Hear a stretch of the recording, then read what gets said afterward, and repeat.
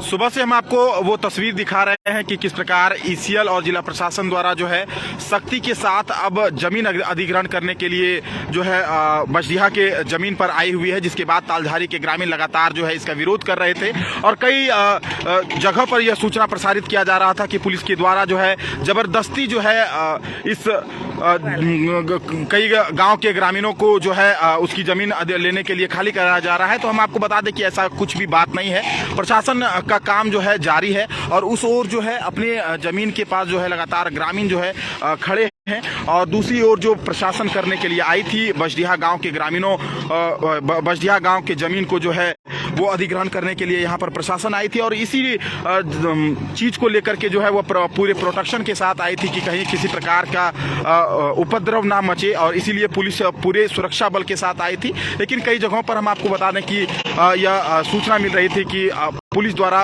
जो है सख्ती के साथ सख्ती प्रदर्शन के साथ गांव खाली कराया जा रहा है, लेकिन ऐसा कोई भी बात नहीं था। हम आपको ये तस्वीर दिखा रहे हैं जहां देखिए कि प्रशासन का काम जारी है। प्रशासन जो है जो सड़क है वो बना रही है, जो गड्ढे थे उसमें मिट्टी भरकर सड़क बना रही है और अपने बजडीहा गांव के जो बजडीहा की जमीन है उसे जो है ईसीएल में कोयला खनन के लिए जो है वो लिया जा रहा है और उस ओर हम आपको लगातार दिखाएंगे कि प्रशासन जो है वो मौजूद है और सामने में रहकर जो है यहाँ पर ये जमीन जो है वो सही कराया जा रहा है। सर, कई जगहों पर सूचना प्रसारित हो रहा है कि पुलिस द्वारा जबरदस्ती जमीन को खाली कराया जा रहा है, क्या कुछ सच है सर?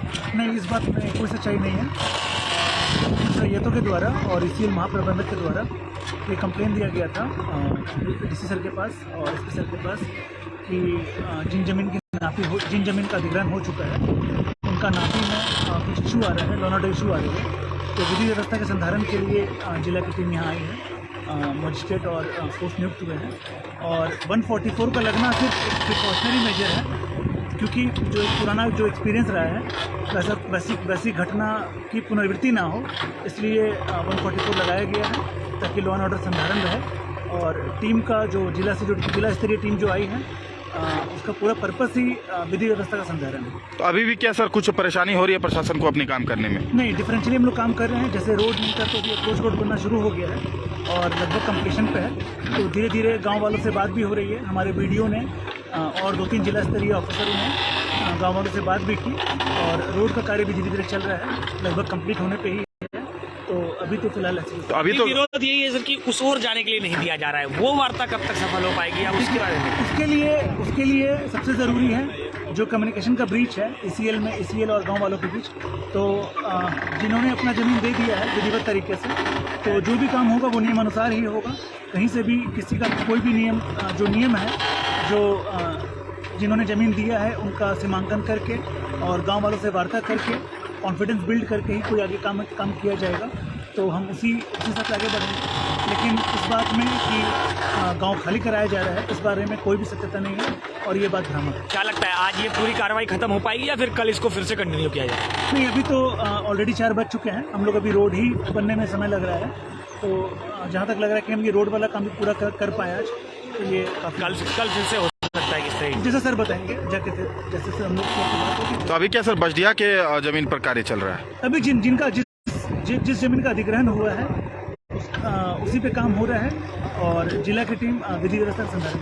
सर, इसमें लोगों का तो हम आपको बता दें कि जो भी जमीन थी और जो भी सूचना प्रसारित हुई थी वो पूरी तरह से गलत थी। यहाँ पर कोई गांव भी नहीं बसा हुआ है। हम आपको बता दें कि ये तालझारी मौजा और बजडीहा मौजा का जमीन है, जहाँ पर बजडीहा मौजा की जमीन पर जो है जिला प्रशासन जो है ईसीएल को जमीन दिलाने के लिए यहाँ पर पहुंची हुई है। और जैसा कि महागामा एसडीएम का कहना है कि पहले जो है कुछ उस प्रकार का एक्सपीरियंस जो है वो खराब रहा था जब ग्रामीणों से जिला प्रशासन और ईसीएल के अधिकारी बात करने के लिए आए थे, तो उन्हें घंटों जो है बंधक बनाया गया था, जिसे देखते हुए और सुरक्षा को मद्देनजर रखते हुए जो है इस बार उस प्रकार की सुरक्षा की गई है ताकि उस प्रकार की कोई घटना ना हो जो कि पिछले एक्सपीरियंस में जो है वो देखा गया था। और अभी फिलहाल जो है जो प्रशासन आई है तो सुबह से ही जो है अप्रोच रोड जो है वो बनाया जा रहा है। तो ये तस्वीर हम आपको दिखा रहे हैं।